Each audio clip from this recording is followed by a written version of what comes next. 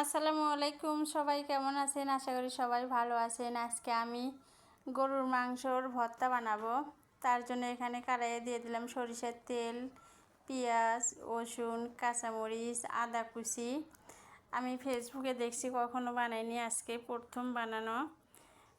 গোস্তটা আগে প্রেসার কুকারে দিয়ে একটু সিদ্ধ করে দিয়েছিলাম, নাছাড়া তো শক্ত জিনিস ওটা। তারপরে আমার পেঁয়াজ ভাজাটা শেষ, দিয়ে দিলাম কয়েকটা শুকনো মরিচ, লবণ দিয়ে ব্লেন্ডারে দিলাম, ব্লেন্ড করতেছি। কিন্তু মাশাআল্লাহ অনেক সুন্দর একটা কালার আছে, আর ভর্তাটা দেখতে এত সুন্দর লাগতেছিল। অনেক সুন্দর একটা ভর্তা হয়েছে, আমি কখনো ভাবিনি যে এরকম হবে। এখন তাড়াহুড়ো করে ভাত খেতে বসে গেছি, যে তাড়াতাড়ি করে ভাতটা খাই। ভর্তা দিয়ে নাছাড়া তো আমার জিভের পানি আর থামতেছে না, মনে হচ্ছে যে কখন খাবো, খেলেই মনে হয় যে আরাম পাবো। এমন একটা আমার ভিতরে একটা আছে। তো ভাত খেতে বসছি, আলহামদুলিল্লাহ অনেক বলে বোঝানো যাবে না যে কেমন একটা স্বাদ লাগছে ওইটার। অনেক সুস্বাদু একটা খাবার হয়েছে, আর আমি তৃপ্তি সহকারে অনেকটি ভাত খেয়েছি সেদিন না তো তখন দুপুরবেলা।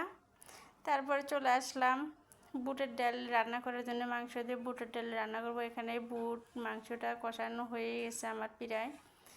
সংসারে কত কাজ করতে হয়, অনেক কাজ সেরে তারপরেও দুপুরকার রান্না তাড়াহুড়ো করে রান্না করি, যে বাচ্চা কাচ্চা নিজেরা সবাই মিলে খাবো। দুপুরবেলার টাইম মতো খাবার না খেলে তো কেমন একটা দেখায়, আর টাইম পার হয়ে গেলে কিন্তু ক্ষুধাটা খরে যায়, ভালো লাগে না। আর এখানে আমি নিয়ে নিয়েছি হলে গরুর মাংস, তেল সব কিছুই আছে এর ভিতরে। দিয়ে আমি মাংসটা কষাচ্ছি। যে আমাদের এখানে কাঁঠাল একটা কি বলবো পছন্দের একটা খাবার। কাঁঠাল আসলে আমি প্রায় না হলেও 10-12 দিন খাবো এই কাঁঠালের তরকারি রান্না করে করে।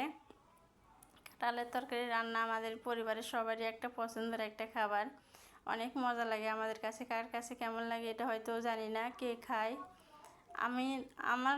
আমাদের গ্রামের লোকজনেরা অনেকেই খায়। আমাদের আরও কাঁঠাল সিদ্ধ বলেন, চচ্চড়ি বলেন, বিরিয়ানি বলেন, ভাজি বলেন, কাঁঠাল ভুনা বলেন। তাই আজকে আমি কাঁঠাল ভুনা করতে চলে আসছি। কাঁঠালটা ভুনা করতেছি। কাঁঠালটা এখন কিছুক্ষণ নাড়াচাড়া করে একটু পানি দিয়ে দিছি। পানিটা শুকান পর্যন্ত অপেক্ষা করি, হালকা একটু ঝোল ঝোল রাখবো। ভুনা তো গায়ে গায়ে একটু ঝোল ঝোল রাখলে ভুনা ভালো লাগবে না, এই জন্য একটু পানি দিয়ে দিলাম যে হালকা একটু সিদ্ধ হোক। মাংসটা সিদ্ধ হয়ে গেছে, কাঁঠালটা সিদ্ধ হয়ে গেছে আমার প্রায়। এখন দিয়ে দিলাম একটু জিরার গুঁড়া। কাঁঠালের মেন পুট হলে জিরার গুঁড়া, ধনিয়ার গুঁড়া।